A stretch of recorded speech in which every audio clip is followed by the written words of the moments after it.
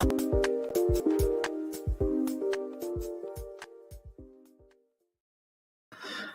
and welcome to another episode on Football Talk Podcast. My name's Ozzie. I'm your host for today's show. Big match week for some teams in the league, especially in the top half. Arsenal defeat Liverpool to place themselves back in the title hunt.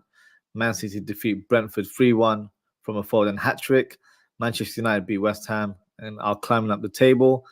And Chelsea will want to forget last week as they lost twice and conceded 8 goals.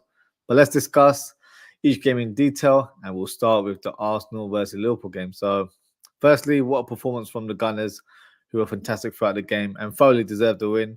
But if I'm being honest, I think Liverpool made them look good as they were shocking in this game. And for me, Klopp got his tactics and team selection wrong. Asking Trent to play as a more orthodox right back did not work. He's more accustomed to playing with more freedom and more of the inverted fullback role as he has more of the ball. I don't think it was Klopp's plan to start Trent Alexander-Arnold due to the fact that he's just come back from injury and he still, for me, doesn't look match fit and isn't quite ready yet. Conor Bradley would have started this game, but unfortunately his father passed away last week. Our condolences to Conor and his family during this very difficult time, and our thoughts and prayers are with him. Back to the game in terms of Joe Gomez, he was playing the inverted role, and that didn't work either. Starting Gravenberch and Gakpo was the wrong call as well, in my opinion. I would have preferred Elliott to have played that number 8 role, as he's more accustomed to playing that position. And I would have played Jota on the right-hand side and Gakpo through the middle, as Gakpo, for me, isn't effective when he plays on the right wing. But, hey, forget the team selection. Liverpool, altogether, were below par against Arsenal. We lacked intensity and urgency in our play. Arsenal were fantastic. They were moving the ball very quickly around the pitch. As silly as it sounds, they wanted to win more than Liverpool. This match was their Champions League final, and you can tell by their celebrations from the players, the managers, and the fan.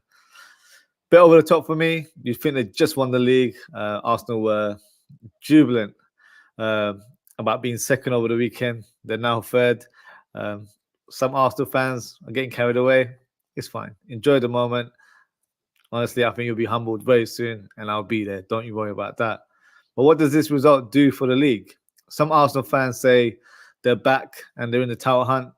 Technically, yes, but this result only benefits Man City, who are second with only 2 points behind Liverpool, and they also have a game in hand. But hey, let's get back into the game. In terms of the key moments, let's talk about the goals. The first goal, a lovely through ball from Odegaard to split the Liverpool defence. Alisson blocks Havertz's shot, but Saka scores from the rebound. The Liverpool equaliser, great play and persistence from Diaz as Gabriel handballs it into the back of the net. What's wrong with these Arsenal players? Always handballing it like it's NBA. First was Odegaard early in the season, and now it's Gabriel. But in terms of the goal, it was great timing. It was just before halftime. Liverpool, for me, actually didn't deserve that goal. It was a bonus going into that second half. And speaking of the second half, I feel like the first opening 20 minutes was probably the best phase for Liverpool in that period. But Arsenal's second goal was the stinger. Calamity from Alisson and Van Dijk in regards to that goal. Firstly, Van Dijk should have cleared the ball, shouldn't have let that ball bounce. But then I question Alisson's decision-making to come forward and make that clearance. For me, that was an error, as it caused more issues than anything else. And then you see Martinelli capitalizing and hitting the back of the net. So there you go, bad from worse, as Konate gets a red card. For me, the challenge was a soft one to get a booking for. But unfortunately, I get it. It's the modern day officiating. You get booked for looking at the ref a certain way nowadays. But as fans, all we ask for from these referees is consistency. Moments before, Gabriel drags Nunes to the ground. The ref pretty much ignores it. Nunes gets frustrated, and then he gets booked for his reaction. Now, Gabriel was on a yellow card himself, just like Konate. So the outcome should have been the same, as the challenges were like for like. Nothing given, an absolute joke. But hey, that is the refereeing of this country, unfortunately. But from there on, the damage was done. 10 men on the pitch. Right side was pretty much open, and Arsenal exploited through the counter-attack. Great run by Trossard, but he got lucky for the finish, in my opinion. Slight deflection from Van Dijk, but Alisson's position was just all over the place. The ball goes through his legs. Game over. Well done to Arsenal on the victory. Let us know the time and the date of the parade, as this was a special day for the Arsenal fans. Despite all of that, Liverpool are still top of the league, 2 points clear. Of course, as I mentioned earlier, City still have a game in hand, but there's a lot of games still to play for in this campaign. For Liverpool, and I'll be brutally honest, it was simply a bad day in the office, and these things happen. The players are human after all. That's our second defeat in 34 games. Hey, we go again, no problem at all. In terms of the next fixture, Brentford versus Man City, which ended 3-1 to Man City. The result between Arsenal and Liverpool certainly brought a smile to the Man City masses, as it was the perfect result for them to get back to the top with a game in hand. And their first stop was against Brentford, and it wasn't an easy game. As previously, especially last season, Brentford did a double on City. So was it going to be a walk in the park? And it felt like it could have been a repeat of last season, as Maupay opened the scoreline for Brentford. Fantastic long ball from the goalkeeper Flecken. Takes a big bounce, and Maupay is on the shoulder, goes through on goal, and slots it into the bottom corner. But then the game changed, and it was Phil Foden who stepped up and took the game in his hands. The first goal, Pinnock fails to clear the ball with his header. It ends up with Foden, who controls it and places it in the back of the net. The second goal, what a ball from Kevin De Bruyne. Finds Foden in the middle of the box, and he guides the ball with a header into the back of the net. The third goal, great team move as Haaland threads the through ball towards Foden, who goes through on goal and finishes clinically to claim his hat-trick. City are up and running. That's 5 wins on the bounce since their return from the Club World Cup. Haaland and Kevin De Bruyne are back in the team as well. It's scary hours for the rest of the Premier League. Next fixture, Manchester United versus West Ham. The youngsters stole the show for Manchester United. The first goal, what a move and finish by Haaland. Great turn of speed, cutting in and then shooting with his right foot. The second goal, Garnacho playing on the right side, normally plays on the left, but this time he scored his first goal of the game. Cuts in, hits the left foot strike, slight deflection as it hits the back of the net. The third goal, McTominay drives with the ball, threads it towards Garnacho, who slips whilst he shoots, but still manages to hit the back of the net. So overall, a good win for United, back to winning ways. United fans seem to be very vocal this weekend. They've been on mute for most of the season, but after this win and then seeing Liverpool lose against Arsenal, they became football fans all of a sudden. So welcome back to a lot of you. Let's hope you stay longer this time, but concentrate on your team and stop talking with chess like you're going to do anything this season, because Liverpool are still top of the league and you're currently 6th. Just something to get off my chest there as well.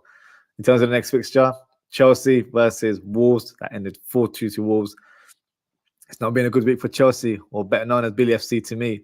Back-to-back defeats and conceding 8 goals in 2 games. Now, Poch's position is certainly under fire, and some have even suggested it's time for him to leave, which is no surprise as that is the Chelsea way.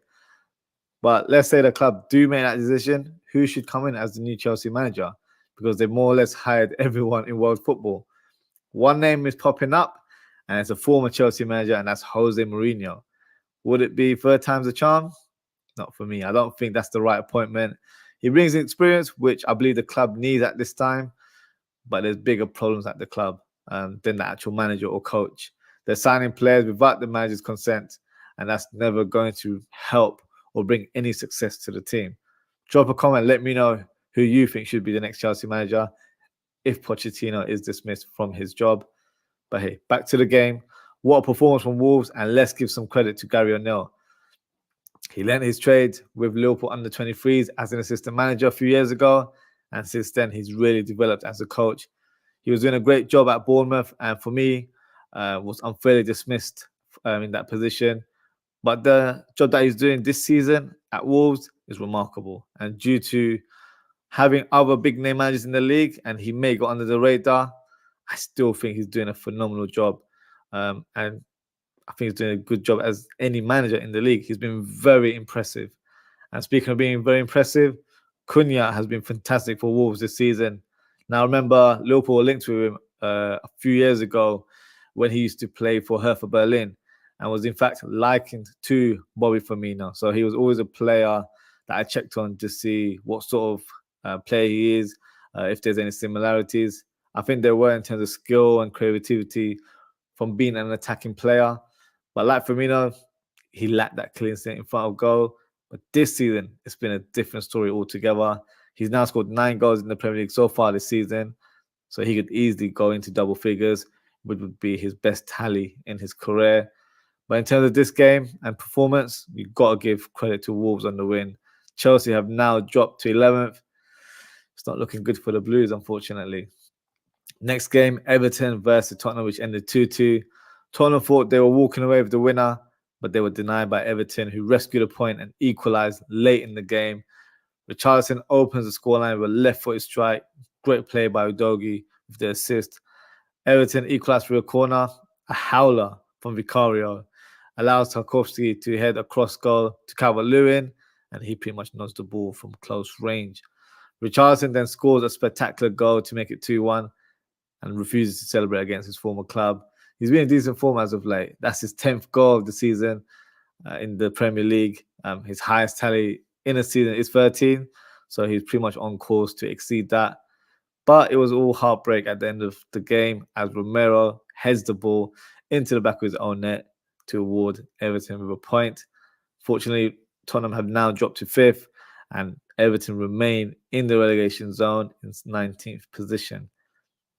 Now, in terms of other games, Sheffield United suffered a heavy defeat against Aston Villa, which ended 5-0. Great response from Villa after their defeat last week against Newcastle. Douglas Luiz was fantastic on the ball in this game.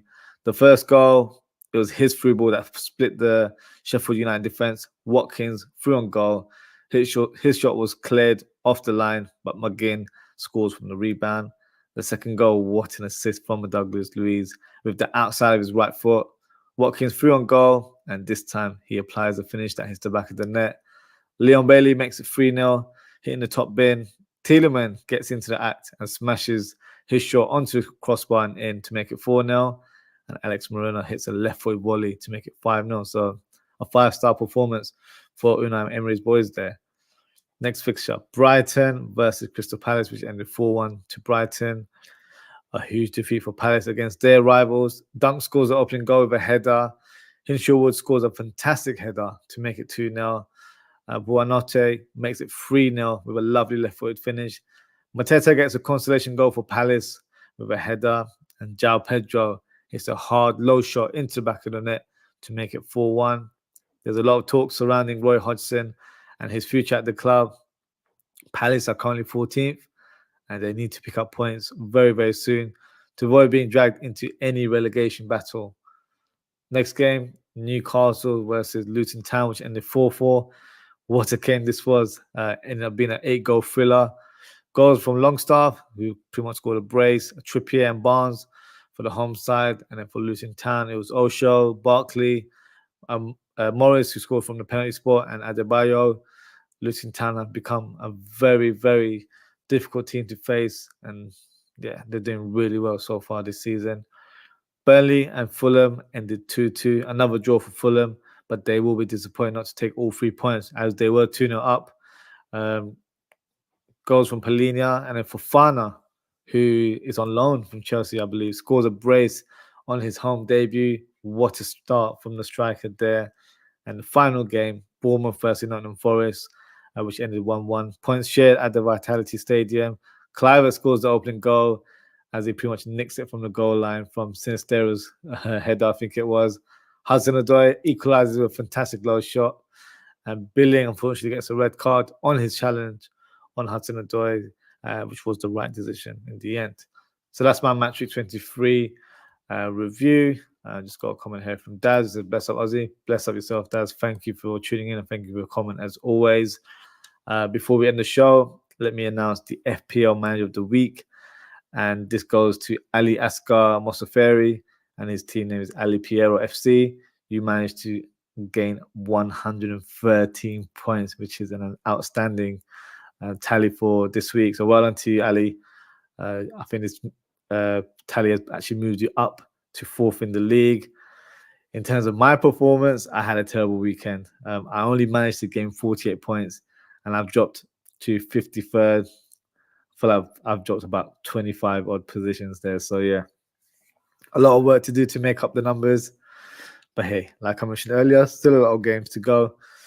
What I'll do before we end the show, I'll share the FPL standing, and then we can see who's in the top 10 of our league. So let's start with the top. So we've got a new leader in the league. We've got Jordan Smith, who scored 90 points. He is top of the league with his team called Not Sure.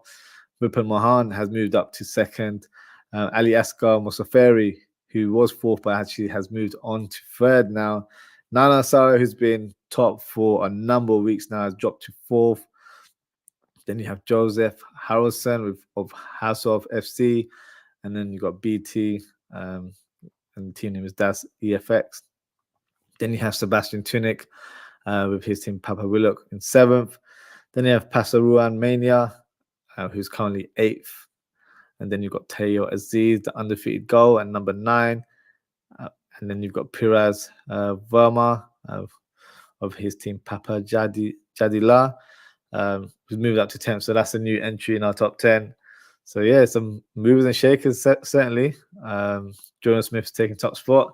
So let's see how he does next week, because the gap's not a lot. So obviously 2nd place, only 2 points gap. And then Nana Sari, who's been top for quite a while, yeah, he can easily gain some points next week. So yeah, very, very interesting in terms of our FPL there.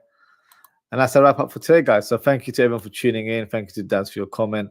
If you haven't already, please don't forget to like, comment, share, and subscribe to the channel. In terms of upcoming content, I will be doing a show tomorrow as I start a new episode on FC24. So I'll be testing my gaming skills by creating myself in the player career mode. So let's see if I have what it takes to be a professional.